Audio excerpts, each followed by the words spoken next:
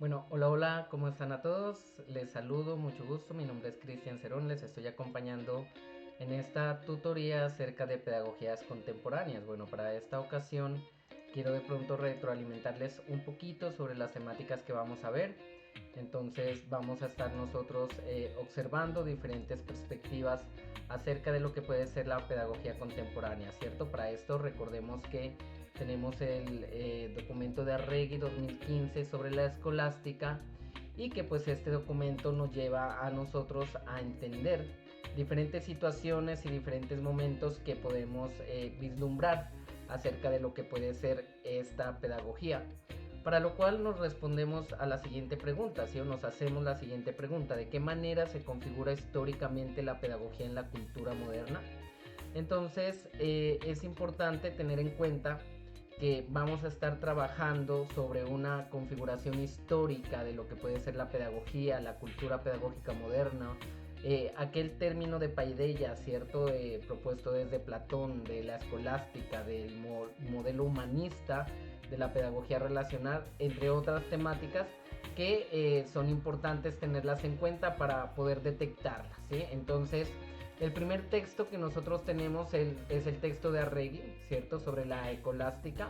Y miremos que este texto nos propone las siguientes situaciones. Primero nos dice que la escolástica pues es un método, ¿cierto? Es un método que parte de lo filosófico y lo teológico, se da en la época medieval y se desarrolló en las escuelas europeas del medioevo, precisamente buscando una enseñanza basada en las artes liberales, ¿no? En la lógica, en lo que se conocía en la relación aristotélica, en esa comunicación filosófica que exponían los diferentes representantes. Entre estos representantes pues está Pedro Lombardo en teología y Anselmo de Canterbury y Tomás de Aquino en filosofía, ¿no? Teóricos muy importantes o representantes que de verdad nos ayudaron a nosotros a entender diferentes situaciones sobre comprender esas fases de desarrollo de la decadencia y la crítica, ¿no? También de la escolástica. Entonces, una fase de desarrollo pues está la alta escolástica, que la manejamos en el siglo XI hasta el siglo XII con Anselmo de Canterbury, Pedro Abelardo, y la gran escolástica en el siglo XIII, como lo miramos en las diapositivas, ¿cierto? Con Tomás de Aquino, San Buenaventura y Roger Bacon, ¿sí? Ahora bien, viene una crisis pues en este modelo, ¿cierto? En esta situación de la escolástica, en donde se mira y se comienza a cuestionar la síntesis tomista, ¿cierto? Entonces la separación progresista entre lo que era la teología y la filosofía, ¿sí? En resumen, la escolástica, pues, a ver, fue un método filosófico teológico desarrollado en las escuelas europeas medievales desde el Imperio Carolingio hasta el Renacimiento y pues se basaba en que en las artes liberales, en la lógica aristotélica, ¿sí? Con un enfoque en la enseñanza, en las formas literarias. Entonces miremos cómo la literatura se parte desde estos momentos y estas representaciones y cómo además los máximos representantes de la escolástica, sí, que incluyen a Pedro Lombardo en teología y a figuras como Anselmo de Canterbury, Pedro Abelardo también y Tomás de Aquino en filosofía, pues contribuyeron al desarrollo, ¿no? De la escolástica, que pasó por distintas fases, ¿no? Como se los digo, pues pasó por desde la alta escolástica con destacados pensadores como los mencionados como Anselmo de Canterbury hasta la gran escolástica del siglo XIII con figuras como Tomás de Aquino, San Buenaventura y Roger Bacon, ¿no? Sin embargo, a partir del siglo XIV la escolástica pues entró en una crisis debido al cuestionamiento de su fundamento central, a la separación gradual entre la teología y la filosofía, en donde ya comienzan estas ramas no tanto a tener una interdisciplinariedad, sino más bien a preguntarse situaciones precisas si había comunicación entre ellas o no, ¿ok? Entonces, la escolástica representó un importante movimiento intelectual medieval que combinaba elementos filosóficos y teológicos, ¿sí? Influyendo significativamente en el pensamiento de la época y dejando un legado que perduró hasta el Renacimiento. Entonces, desde aquí comenzamos a ver cómo ha influido en la pedagogía, cómo se da ese constructo de la enseñanza, ese constructo de la comunicación, cómo la teología y la filosofía pues hacen parte inclusive de construir esos conocimientos, ¿cierto? Por otro lado, Cuando ya nos vamos hacia la filosofía humanista, pues miremos que la filosofía humanista de la educación pues destaca su enfoque en el estudio de la literatura latina y de la literatura griega, ¿sí? En contraposición a la educación técnica. Entonces se remonta al pedagogo alemán Niethammer en 1808 como precursor del término humanismo, ¿cierto? Y su introducción en castellano en 1875 por Méndez y Pelayo. Se resalta aquí la importancia del espíritu crítico y la transformación social desde lo cosmovisivo, ¿no? Desde esa cosmovisión grecorromana, en donde el humanismo educativo se centra en la dignidad, la autonomía del ser humano, en el cuestionamiento del pensamiento dogmático medieval inclusive, promoviendo la razón de la fe. Entonces la fe ya puede centrarse como el centro de todo, ¿cierto? Entonces aquí se vuelve a Grecia y se vuelve a Roma, influenciado por corrientes filosóficas como por ejemplo el platonismo, el aristotelismo, el epicureísmo, ¿cierto? Entre otros, que destacan el papel del hombre como un constructor de la sociedad y la importancia de este papel en el conocimiento. Entonces el hombre comienza a ser parte central de la ciencia, ya no tanto el aspecto religioso o filosófico, sino que la ciencia y la libertad de sus pensamientos. Entonces se comienza a abordar el término de paideia, ¿sí?, en la antigua Grecia como una base de educación integral, ¿no?, formando a los ciudadanos para la vida cívica, para que se mencionen a representantes muy significativos de la paideia como Platón, recordemos el mito de la caverna, ¿cierto?, o Aristóteles, pues que también fue un maestro muy significativo para Platón, y cómo se comienza inclusive también a hablar de política, de los sistemas sociales, de los sistemas comunicativos, ¿sí? Entonces, mirándola desde esos aspectos, otros autores como Erasmo, ¿cierto?, de Rotterdam, resaltan un enfoque antropocéntrico, es decir, se basa la pedagogía ya desde la humanidad, desde el hombre, desde el ser social y la contribución al pensamiento humanista, ¿sí? Entonces el humanismo educativo lo que busca es presentarse como un movimiento cultural que enfatiza la dignidad, la libertad, la autonomía del ser humano, ¿cierto?, promoviendo que la educación integral. Miremos qué importante que es que ya desde las ciencias de la educación comenzamos a tocar este término de la educación integral humana, ¿no? Desde ese pensamiento pedagógico como una guía, ¿no? Como una guía de la enseñanza, ¿cierto? En donde rescatamos el pensamiento crítico y la valoración de la cultura clásica. La influencia pues se extiende a todos estos procesos políticos, a los procesos éticos, al arte, ¿no? El arte como esa manera de percepción, como percibimos el mundo a través de lo visual, y la misma ciencia pues que nos deja el conocimiento a través del empirismo, ¿no? Entonces, marcando un cambio significativo en la concepción de la educación y la sociedad, el humanismo pues se pone como en el centro de toda esta filosofía y en el centro de complementar diferentes temas que incluyen el antropocentrismo, ¿cierto?, en donde identifica al ser humano como centro del universo, ¿sí?, y lo vuelve protagonista, ¿no?, de todo este centro y el conocimiento. Está la autonomía moral, que destaca la libertad, ¿cierto?, y esa autonomía también del ser humano, que en pedagogía sería para la enseñanza, para la comunicación. Está la razón sobre la fe, ¿cierto?, en donde ya el pensamiento dogmático comienza a ser criticado desde varias perspectivas y comienza a sustituirse por lo razón, ¿no?, por lo razonable. Es decir, verdaderamente estamos bajo un pensamiento de fe de un creador superior, o hay una razón detrás de todo esto más científica, más empírica, y se comienzan a abrir pasos hacia el pensamiento clásico. Es cuando volvemos a Grecia, a Roma, y volvemos a tener influencia de Platón, ¿no?, de Aristóteles, ¿sí?, de Epicurio, entre otros filósofos que pues nos estaban hablando de estas situaciones dialógicas y de lo que podría ser la realidad. Es decir, mi realidad, como lo decía Platón, no solamente es lo que veo al frente de mi sombra, sino que detrás de mí hay un mundo posible, hay un mundo que estoy desconociendo, y mientras no mire pues hacia atrás no voy a conocer ese mundo, ¿no? Entonces a esto invita también la pedagogía, además del desarrollo del arte y la ciencia, como procesos de la creación de la luz, como procesos de percepción, ¿cierto?, como espacios que van a permitir la accesibilidad a la educación, ¿cierto? Y cómo todo esto pues lleva nuevamente a lo que es la educación integral, ¿no? La educación integral de la filosofía humanista en una construcción de sociedad política, ¿sí? Es decir, el hombre, ¿sí? Rescata los problemas morales y humanos, ¿cierto? Se hace cuestionamientos de pensamiento, ¿sí? Luego viene el pensamiento clásico y racional. Entonces aquí miramos que entre Grecia y Roma pues se sustituye la fe por la razón, como les comentaba, la arte y la ciencia, que vuelve otra vez sus enfoques hacia lo anatómico inclusive, ¿no? Hacia el estudio del cuerpo humano, lo que es la belleza, lo que es la magia, ¿no? Lo que es lo perceptivo, y la accesibilidad a la educación, que permite hacer un enfoque educativo desde diferentes sectores sociales, en donde ya podríamos comenzar a hablar de estratos económicos, ¿cierto? De diferentes sectores que han sido excluidos, marginados y demás, ¿sí?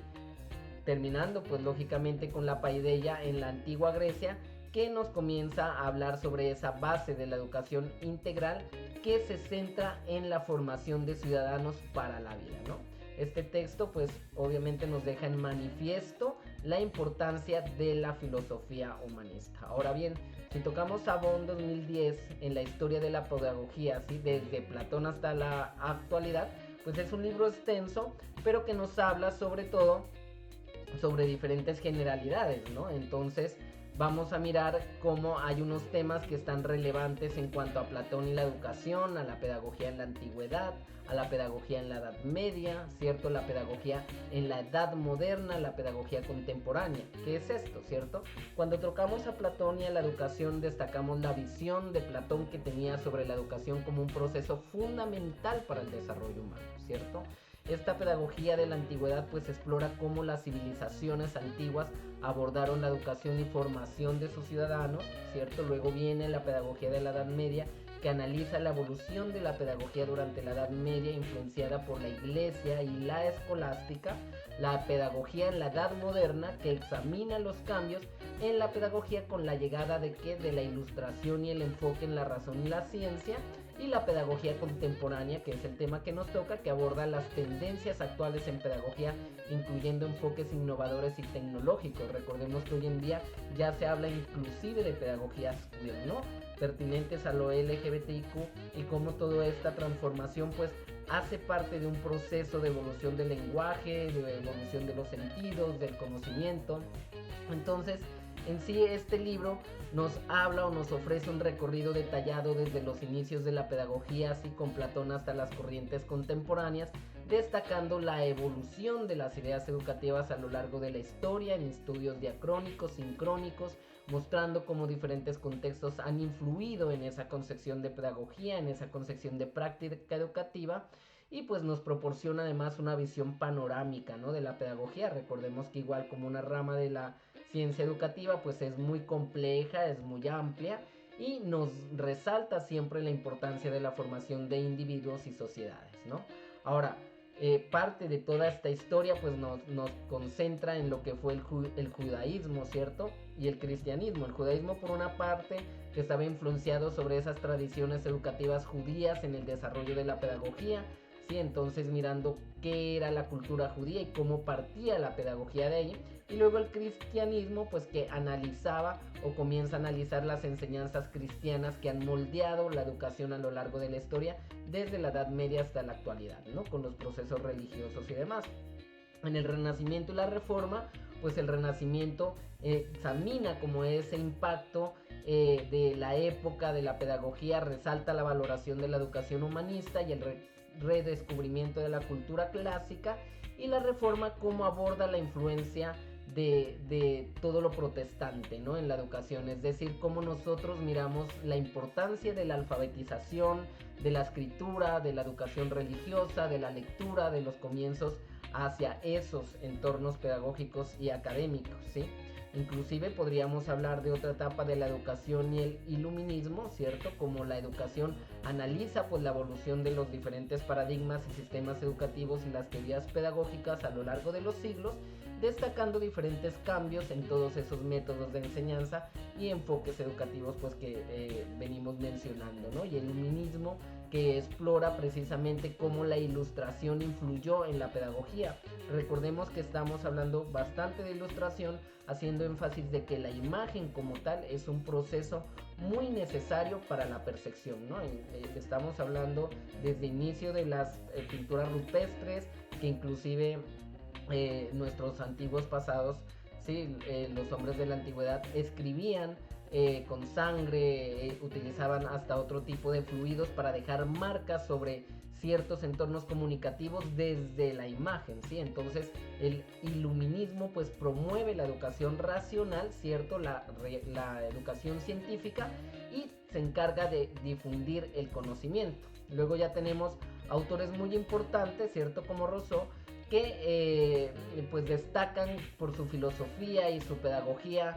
Entonces, cómo hacen la revolución, ¿cierto? Desde perspectivas como la educación natural, que abogaba, ¿no?, por una educación basada en la naturaleza del niño, respetando su desarrollo, ¿cierto?, su biología, su conocimiento, ¿sí? Y que evite la influencia de la sociedad, ¿sí? Y luego ya viene también el énfasis en la experiencia, en donde la educación se centra en esa experiencia directa y en el aprendizaje a través de la interacción con el entorno. Luego nosotros, pues en pedagogía ya conocemos que hay otros autores como Ausubel, como Vygotsky, que hablan sobre el aprendizaje significativo, ¿sí? Como Bandura sobre el aprendizaje por repetición, o otros autores que hablan sobre el aprendizaje por experiencia muy marcados como Brunner, ¿no? Que son autores que se enfocaron precisamente en ese énfasis en la experiencia, ¿sí?